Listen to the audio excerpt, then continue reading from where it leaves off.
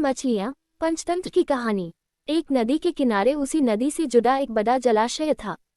जलाशय में पानी गहरा होता है, इसलिए उसमें काई तथा मछलियों का प्रिय भोजन जलीय सूक्ष्म पौधे उगते हैं। ऐसे स्थान मछलियों को बहुत रास आते हैं। उस जलाशय में भी नदी से बहुत सी मछलियां आकर रहती थी। अंडे देने के लिए तो सभी मछलियां उस जलाशय में आती थी।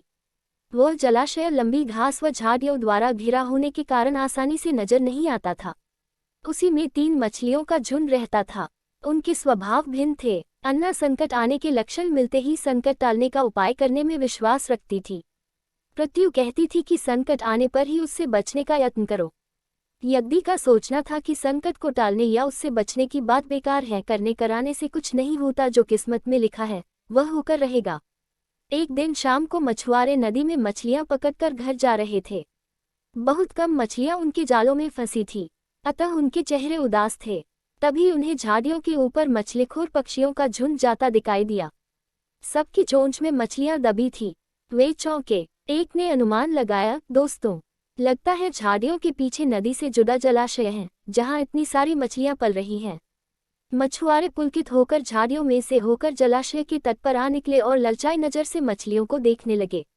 एक मछुआरा बोला, आहा, इस जलाशय में तो मछलियां भरी पड़ी हैं। आज तक हमें इसका पता ही नहीं लगा।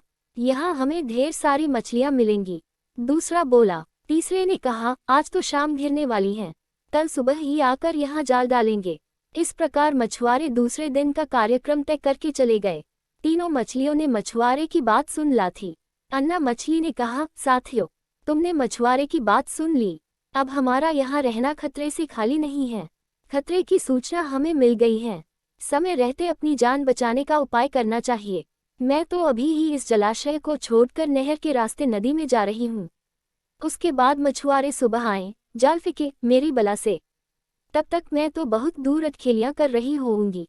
प्रत्यु मछली बोली, तुम्हें जाना है तो जाओ, मैं तो नहीं आ रही। अभी खतरा आया कहाँ है, जो इतना घबराने की जरूरत है। हो सकता है संकट आए ही न। उन मछुआरों का यहाँ आने का कार्यक्रम रद्द हो सकता है। हो सकता है रात को उनके जाल चूहे कुतर जाएं। हो सकता है उनकी बस्ती में आग लग जाए। भूचाल आकर उनके गांव को नष्ट कर सकता है, या रात को मूसलाधार वर्षा आ सकती है और बाद में उनका गांव बह सकता है। इसलिए उनका आना निश्चित नहीं है। जब वह आएंगे तब की तब सोचेंगे। हो सकता है मैं उनके जाल में ही न फंसूं। यज्ञी ने अपनी भाग्यवादी बात कही, भागने से कुछ नहीं होने का। मछुआरों को आना है तो वह आएंगे। हमें जाल में फंसना है तो हम फंसेंगे। किस्मत में मरना ही लिखा है तो क्या किया जा सकता है। इस प्रकार अन्ना तो उसी समय वहां से चली गई। प्रत्यु और यज्ञी जलाशय में ही रही। भोर हुई तो मछुआरे अपने जाल को लेकर आए और लगे जलाशय में जाल फेंकने और मछलियां पकड़ने। प्रत्यु ने संकट को आए देखा तो लगी जान बचाने के उपाय सोचने। उसका दिमाग तेजी से काम करने लगा। आसपास छिपने के लिए कोई खोखली जगह भी नहीं थी। तभी उसे याद आया कि उस जलाशय में काफी दिनों से एक मरे हुए ऊदबिलाव की लाश तैरती रही है। वह उसके बचाव के काम आ सकती है।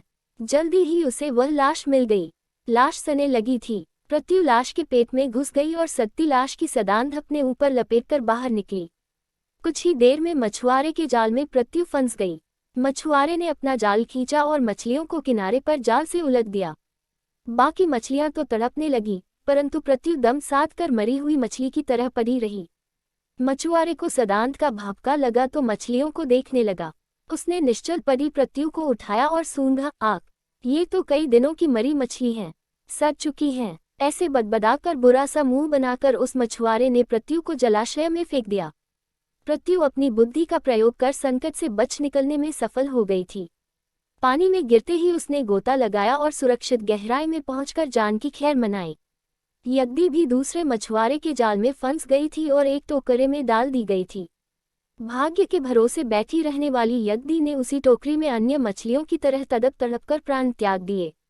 इस कहानी से क्या सीखें? भाग्य भी उन्हीं का साथ देता है जो कर्म में विश्वास रखते हैं और कर्म को प्रधान मानते हैं। भाग्य के भरोसे हाथ पर हाथ रखकर बैठे रहने वाले का विनाश निश्चित है।